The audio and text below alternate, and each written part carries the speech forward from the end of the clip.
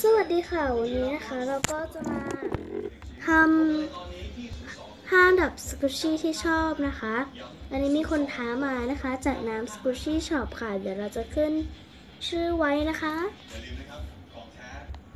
เดี๋ยวเรามาเริ่มทำกันเลยค่ะชิ้นแรกนะคะเราจะเป็นหนูแฮมสเตอร์นะ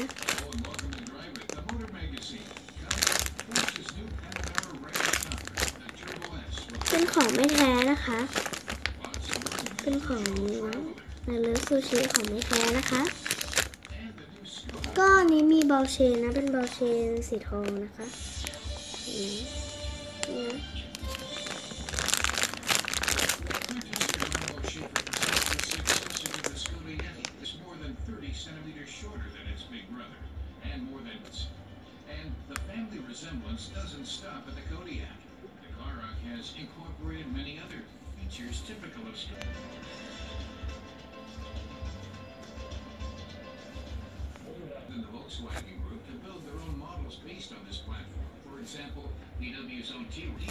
อันดับที่4นะคะก็จะเป็นซูชินะ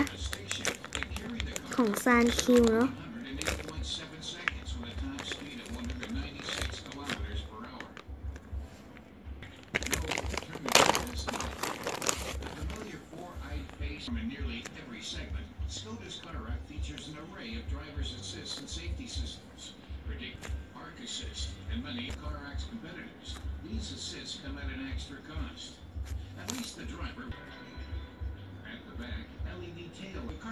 ลายเส้นนะคะมันจะมีลายเส้น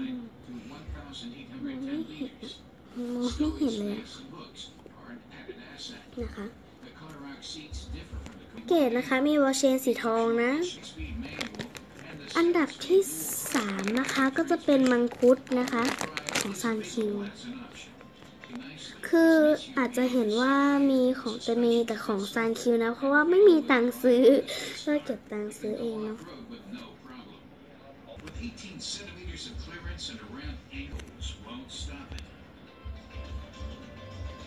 เนื้อมันดีมากๆเลยนะคะคือถ้าเห็นแบบนี้มันไม่มีตำหนิใช่ไหมบานเลยค่ะคือก็ดีดเยอะนะ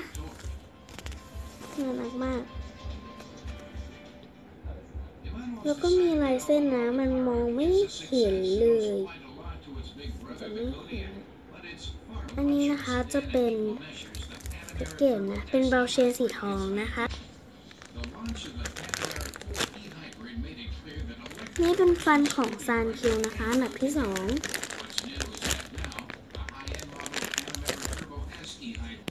สโลว์มากๆเลยนะคะ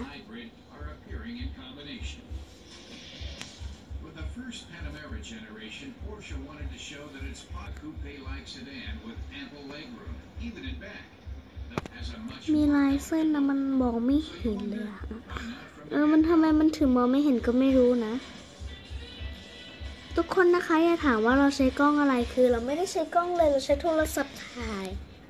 คือเราไม่มีกล้องตังค์ไม่พอนะจ๊ะ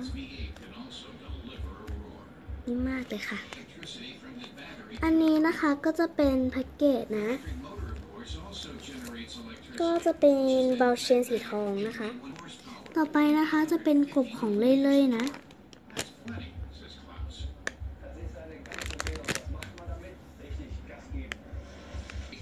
อันนี้มันเป็นกลิ่นสตรอเบอรี่นะคะฟันกลิ่นนมนะคะหอมมากๆเลยนะกลิ่นแล้วก็จะมีลายเส้นด้วยนะ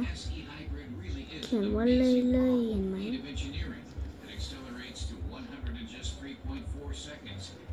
อันนี้จะเป็นแพ็กเกจนะคะเขียนว่าฟอกดอนะคะเขียนว่าเล่ยๆนะก็ขอลาไปก่อนนะคะสำหรับวันนี้ก็บ๊ายบายนะคะเดี๋ยวเราจะท้าทุกๆคนที่ดูคลิปนี้นะคะบ๊ายบาย